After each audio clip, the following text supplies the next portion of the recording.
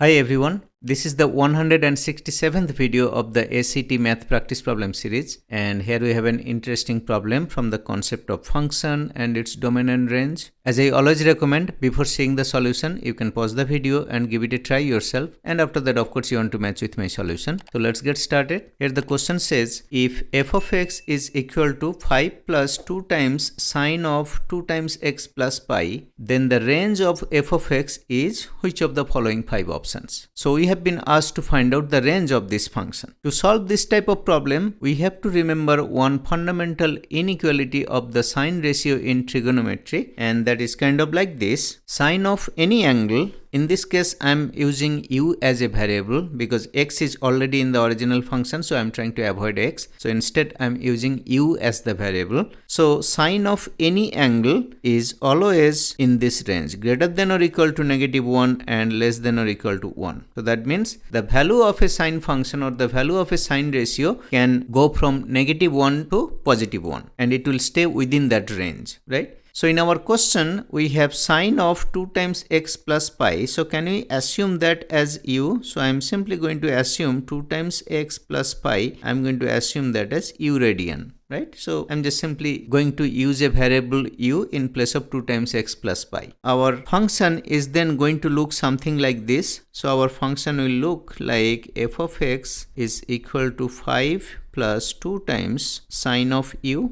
So if we look at this inequality, if we multiply by 2 all the way, right? It is actually a compound inequality. There are two inequalities clubbed together here, and I'm going to multiply by +2 to all the terms here. Then what are we going to get? Well, it would be 2 times sine of u would be greater than or equal to -1 times 2. So this is actually -1 times 2. I am multiplying by 2. Here I have already multiplied by 2 with the sine function. And also it will be less than or equal to 2 times +1. And from here, this is then -2 is less or equal to 2 times sine of u, which is again less or equal to 2, +2. And now we have to also consider the 5, the +5 that we have in our original expression here. We have a +5. So then let's add +5 with all the terms here. So from here, if we add +5 with all these terms, then our main term here will become 5 plus 2 times sine of u. And then on the left hand side, we are going to get 5 minus 2. The -2 that we had, we already have it, and then we are adding a +5 there. And similarly on the right hand side, we are going to get 2 plus 5. We are adding by 5, +5.